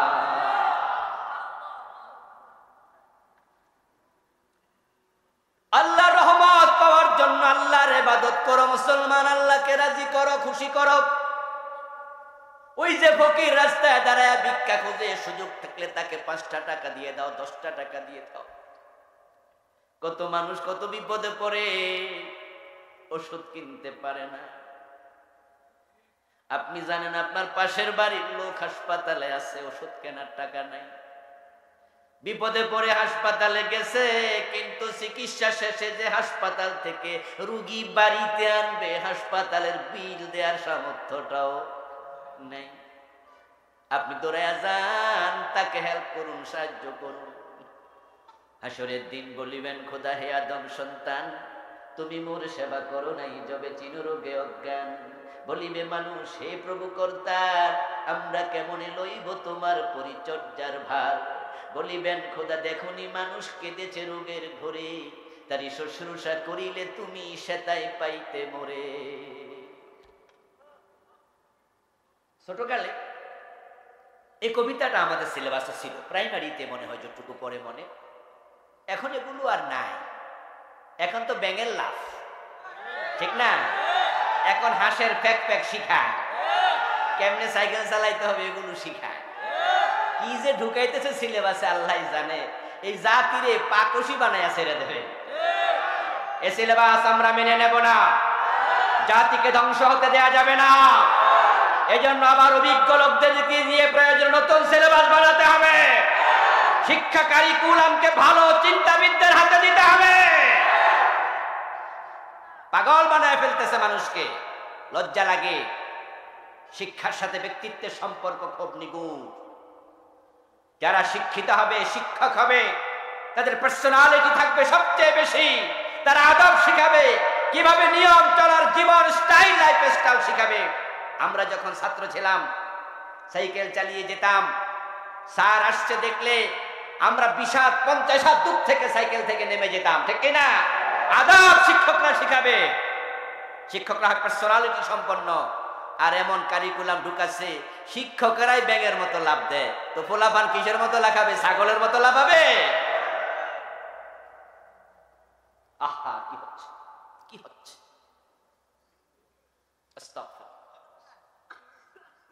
আমার প্রিয় ভাই, হাসরের দিন আল্লাহ বলবে, ও মিয়া, তোমার কাছে চেয়েছিলাম ভিক্ষা, দেওনি কেন? ছোটকালে কবির কবিতা পড়ে ভেবেছিলাম কোন একজন কবি লিখেছে, ভালো কথাই তো লিখছে। কিন্তু কুমিল্লা জামতি আলিয়া মাদ্রাসায় যখন কামেল পড়ি, সহিহ বুখারী খতম হলো, খতম দিতে যাইয়া দেখি এটা কোন কবির কবিতা নয়, এটা বুখারীর হাদিসে কুদসি। এটা সরাসরি আল্লাহর কথা, হাদিসে কুদসি। আল্লাহ সেদিন বলবে, অসুস্থ হয়েছিলাম, চিকিৎসা চেয়েছিলাম, কেন করনি আমাকে? সেবা কেন দেওনি? ক্ষুধায় কাতর ছিলাম, কিছু খাবার টাকা চেয়েছিলাম, খাবারও দেওনি, খাবার কেনার টাকাও দেয়নি। আজকে জান্নাত খোঁজো আমার কাছে, কোন লজ্জায় খোঁজো? তোমার কি শরম লাগে না? আমাকে 5টা টাকা সেদিন দিলা না। মানুষ সেদিন বলবে, ও আল্লাহ, আপনি কি বলেন এসব? বলিবে মানুষ, হে প্রভু কর্তার, আমরা কেমন লইব তোমার পরিচর্যার ভার? আমরা আপনার সেবা কেমনে করব? আপনি যদি অসুস্থ হতেন আমরা তো করতাম, আপনি আবার কবে অসুস্থ হলেন? আমরা আবার কেমনে সেবা করব? বুঝলাম না। আল্লাহ জবাব দেবে, ওই যে ভিক্ষুক টাকা চেয়েছিল তাকে দিলে আমার হাতে দেয়া হতো। অসুস্থ মানুষ ছিল, সেবা করলে আমি আল্লাহরই সেবা করা হতো। আল খালকু কুল্লুহুম ইয়ালুল্লাহ, তামাম মাখলুকাত সৃষ্টি জগৎ আল্লাহর পরিবারের সদস্য। ও প্রিয় ভাই, যে হাদিসটা কিছুক্ষণ আগে শোনালাম, ওই যে কুকুরকে পানি খাওয়াইছে, কুকুর হচ্ছে আল্লাহর সৃষ্টির মাঝে একটি নিকৃষ্ট সৃষ্টি। কুকুর যেখানে থাকে রহমতের ফেরেশতা পর্যন্ত সেখানে যায় না। এবং যে ব্যক্তি অপ্রয়োজনে কুকুর লালন পালন করে, রাসূলুল্লাহ বলেছেন তার আমল নামা থেকে প্রতিদিন 1 কিরাত পরিমাণ সওয়াব আল্লাহ কেটে নিয়ে যাবে। 1 কিরাত হলো উহুদ পাহাড়ের সমান। যে কুকুরকে বিনা প্রয়োজনে লালন পালন করা পর্যন্ত না যায়, যেই কুকুর ঘরে ঢুকলে রহমতের ফেরেশতা ঢোকে না, ওই কুত্তারে পানি খাওয়াইছে, আল্লাহ পতিতারে মাফ করে দিছে। আর সৃষ্টির সেরা মানুষ, তার সেবা করলে ভাবুন আল্লাহ কত খুশি হবে। আখিরাতে হিসাব সহজ চান, মানুষের সাথে সহজ সরল আচরণ করুন। নাম্বার ব্যক্তি যাদের হিসাব আল্লাহ সহজে নেবেন, যারা দুনিয়ায় মানুষের সাথে সহজ সরল ভাবে চলেছে। কিছু মানুষ আছে অন্তর জিলাপির মতো পেছওয়ালা, আছে কিনা? অন্তরে জিলাপির প্যাঁচ, সরলতা বুঝেই না, ভালো কথার মাঝেও প্যাঁচ খোঁজে, এমন মানুষ আছে না নাই? তার সাথে আপনি ইজিলি চলতে পারবেন না। আজীব মানুষ, সামনে হাঁটলে কয় বেয়াদব, পিছনে হাঁটলে কয় এই অলস। কিরে জামু কই? সামনেও হাঁটতে পারবেন না, পিছনেও হাঁটতে পারবেন না। কথায় কথায় বোর টোক ধরে এমন কিছু স্বামী আছে না নাই? ছাত্রদের কাছে শিক্ষক না, মনে আজরাইলের ছোট ভাই, এমন জালেম টিচার, এমন মায়ের দেয় ছাত্র মাদ্রাসা মক্তব থেকে পলাইয়া চলে যায়, এমন শিক্ষকও আছে না নাই? হেফজখানায় যারা পড়ান, মাদ্রাসায় যারা পড়ান, মক্তবে যারা পড়ান, প্রাইমারিতে পড়ান, ভালো করে শুনুন। কালান নবী সাল্লাল্লাহু আলাইহি ওয়াসাল্লাম মান লাম ইউক্কির কাবীরানা ওয়া লাম ইয়ারহাম সাগীরানা ফালাইসা মিন্না। প্রিয় নবী বলেছেন, যারা বড়দেরকে শ্রদ্ধা করে না, ছোটদেরকে ভালোবাসে না, তারা আমার উম্মত না। হেফজখানায় পড়াচ্ছেন, ছাত্রকে পিটার অধিকার আপনাকে কে দিল? কহজুর দুষ্টামি করে, কিছু না পিটাইলে পারা যায় না। এই আপনাকে পিটাই হাফেজ বানাইতে কে বলেছে? কোরআন বিশুদ্ধ পড়া ফরজ, কোরআনের ইলম শিখে আমল করা ফরজ, কিন্তু কোরআন 30 পারা মুখস্থ করা ফরজ। এটা আপনি কোথায় পেয়েছেন দেখান। এই ছাত্রকে পিটাইয়া 30 পারা হাফেজ বানাইতে আপনার কে বলল? বিএ পাস করতে হবে, এমএ পাস করতে হবে, 5 পাস করতে হবে, ম্যাট্রিক পাস করতে হবে। এটা জরুরত কোথায় যে পিটাইয়া পাস করাইতে হবে? ভালোবাসতে শিখুন, মানুষের উপর জুলম করবেন না। এমন আচরণ করে যে আচরণের কারণে ছাত্ররা কষ্ট পায়। আপনি রহম দিল নয়, আপনি কঠোর দিলওয়ালা। যার অন্তর নরম, আল্লাহর আচরণ তার সাথে হবে নরম। যার অন্তর কঠিন, আল্লাহর আচরণ তার সাথে হবে কঠিন।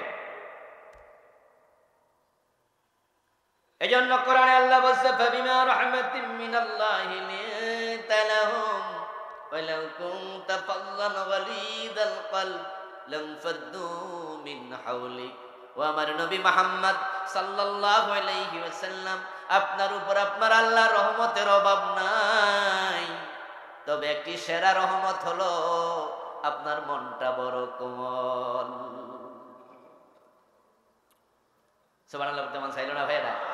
এটা আওয়াজ করে বলুন তো, রাসূলের মন শক্ত না কোমল? আরো জোরে বলেন, শক্ত না কোমল? তো আমরা রাসূলের উম্মত হিসাবে মন কোমল করা দরকার আছে না নাই?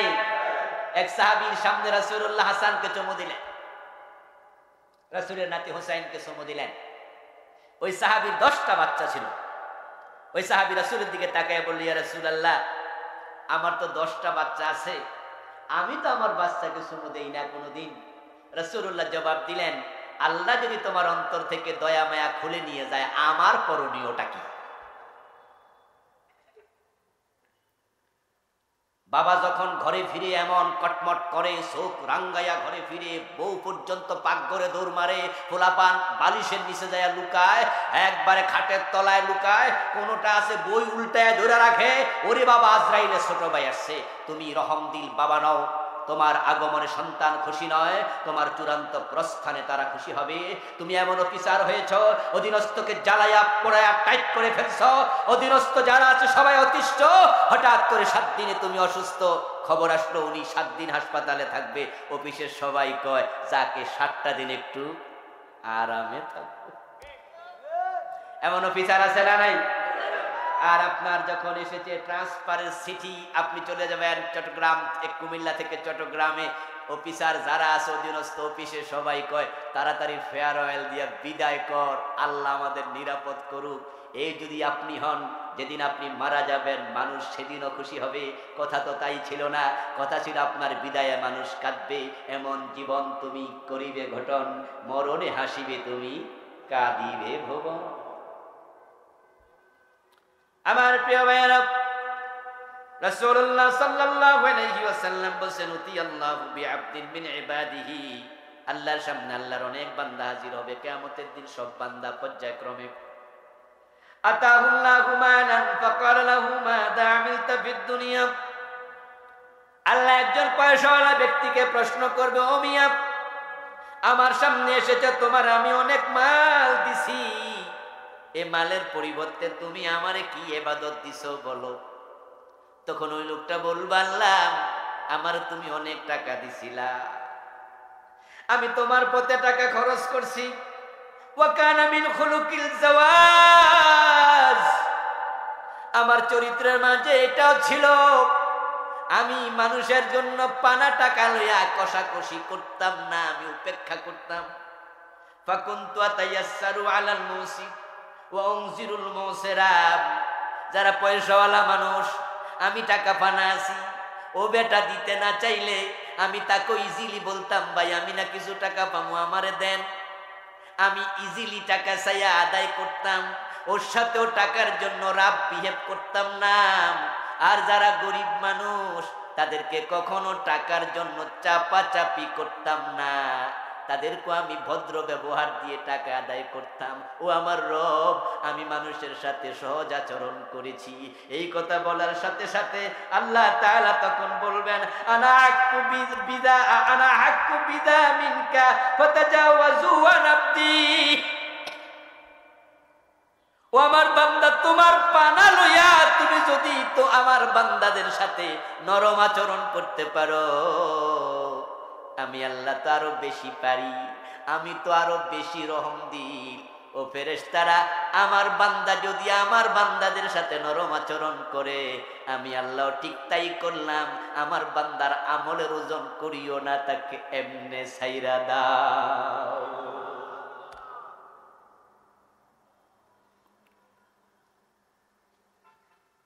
টাকা পাইলে বাবারে বাবা প্লাস দিয়া টাইম না নেয়, এমন লোক আছে। একবারে প্লাস দিয়া ধরে নেয়, নেয়ার সময় 12 আনার জায়গায় 13 আনা নিব, দেয়ার সময় 11 আনাও দেন, এমন লোক আছে কিনা? ফাওয়াইলুল লিল মুতাফফিফিন আল্লাযীনা ইযা তালু আলান নাসি ইস্তাওফুন ওয়া ইযা কালুহুম আও ওয়াজানুহুম ইখসিরুন।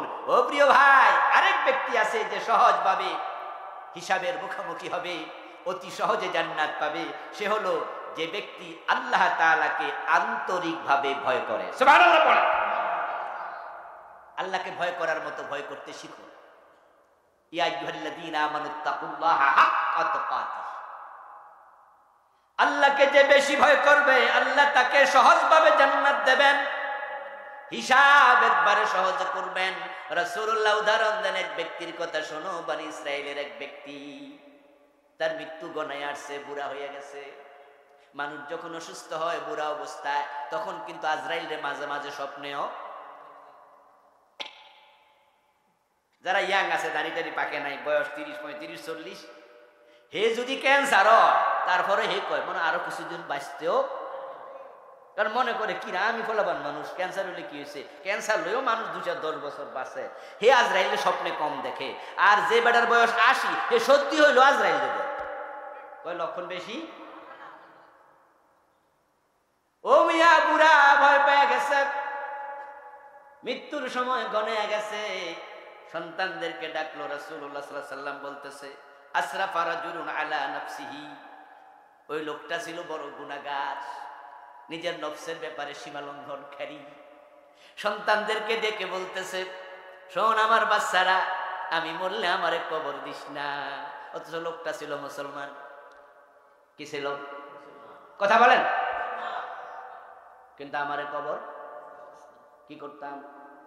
আমার লাশটা শুকাইবি, তারপরে আগুন দিয়া পোড়াই লেবি, পোড়ানোর পরে ছাইগুলা ফালাইস না, জমা করে রাখবি। যখন প্রচন্ড তুফান হবে কোনদিন, তখন বাতাসের মাঝে ছাইগুলা ছেড়ে দিবি, এবং ইয়া নদীর পাড়ে ছাড়বি, কিছু ছাই যেন নদীতেও ফিরে যায়। কারণটা কি? শোন, আমি এত গুনাহ করছি, কবর যদি দেশ, আল্লাহ আমার দইরা এমন মায়ের দিব, এরকম মায়ের আর কাবরে দিবে না। মানে বড় গুনাহগার লোক। তাই সে বলতেছে, লাইন কাদারা আলাইয়া রাব্বি লা ইউআযিবুনি আযাবান মা আযাবাহু আহাদা। আমার এমন মায়ের দিব, আযাব দিব, এরকম আযাব আর কারোরে দেয় নাই, দিবে না। এর কয়দিন পরে লোকটা মরে গেল। সন্তান না বাবার কথা মতো তার লাশটাকে ফোরাইয়া দিল, ছাইগুলো জমায়া রাখলো, বা তার যেদিন ভালো করে বইল, ঝড় তুফানের দিন ছাইগুলা ছেড়ে দিল। তারপর আল্লাহ তাআলা ফাকাল লিল আরদি আদ্দি মা খাস্তি, আল্লাহ জমিনকে লক্ষ্য করে রাখো, জমিন তুমি তার যে লাশ গ্রহণ করেছো সাইয়ের সাথে আমারে দেও। আল্লাহ অর্ডার দেওয়ার সাথে সাথে রাসূলুল্লাহ বলেন ফাইদান হুয়া কায়েম, ওই লোকটা এবার জীবিত হইয়া আল্লাহর সামনে দাঁড়ায়া গেল। এখন আল্লাহ তারে জিজ্ঞাসা করে মা হামালাকা আলা মা সানাতা, আল্লাহ তারে জিজ্ঞাসা করো মিয়া যে ঘটনা ঘটাইয়া আইছো হিসাব নিকাশ পরে আগে কও এ ঘটনা ঘটাইছো কেন? মা হামালাকা আলা মা সানাতা, যেটা করছো কেন সেটা বলো। তখন লোকটা জবাব দেয় খাশিয়াতুকা ইয়া রাব্বি, মিন খাশিয়াতিকা ইয়া রাব্বি, ও আল্লাহ আপনার আযাবের ভয়ে আমি এই কাজ করছি। আল্লাহ তখন বলে যে আমার এত ভয় পায় অন্তরে, ও ফেরেশতারা ধরিস না, ছাইরা দে, আমি আল্লাহ তাকে ছেড়ে দিলাম। ফাগফিরালাহু, তাকে ক্ষমা করে দেয়া হলো। এতে বোঝা যায় আল্লাহর ভয় কলিজার মাঝে ভালো করে লালন করা দরকার আছে না নাই? সহজ হিসাব হবে যারা অভাব অনটনে দুনিয়া জীবন যাপন করেছে। দুনিয়াতে নিয়ামত যত কম হিসাব তত কম, নিয়ামত হবে যত বেশি আখেরাতে হিসাব হবে তত বেশি। আমার প্রিয় ভাইরা, সব মানুষ জান্নাতে চলে যাবে, আল্লাহর নবীরা সবাই জান্নাতে চলে যাবে, কিন্তু যারা বেশি দুনিয়াতে পয়সাওয়ালা তারা থেকে যাবে। নবীদের মাঝে সবার পরে জান্নাতে যাবে নবী সুলাইমান আলাইহিস সালাম, কারণ ওনার সম্পদ ছিল সবচেয়ে বেশি। তাই সম্পদের ব্যাপারে হিসাব দিতে হবে। হিসাব সহজে দিতে চাইলে হালাল সম্পদ অর্জন করুন, আল্লাহর পথে ব্যয় করুন, হারাম সম্পদ অর্জন করবেন না, কারণ যারা হারাম খাবে হাসরের দিন হিসাব দেওয়ার কোনো সুযোগ থাকবে না। আল্লাহ তাআলা আমাদের সকলকে যেই কথাগুলো আসর মাগরিব থেকে বলা হলো, আমি যা বললাম, আল্লাহ হক কথাগুলো আমল করার তৌফিক দিন, বলেন আমিন। আমার প্রিয় ভাইরা, আমার ছাত্র ভাইরা ভিতরে ঢুকছে, ঢুকে যাও ছাত্র ভাই।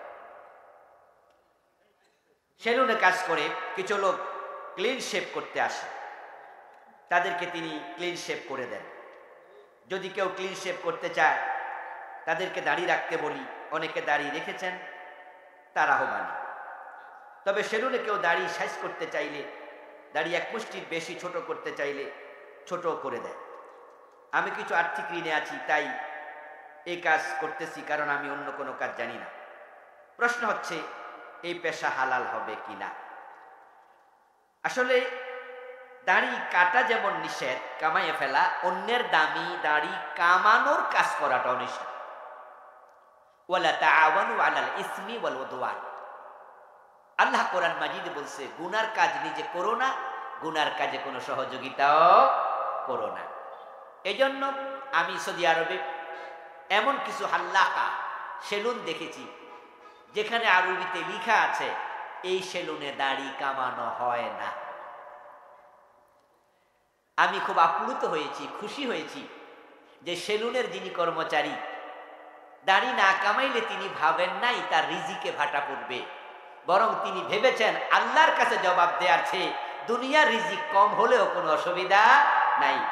আর আল্লাহ তাআলা হালাল রিজিকে যদি বরকত দেন তাহলে দাড়ি না কামাইলেও হালাল রিজিক দ্বারা তার সংসার ভালোই চলবে।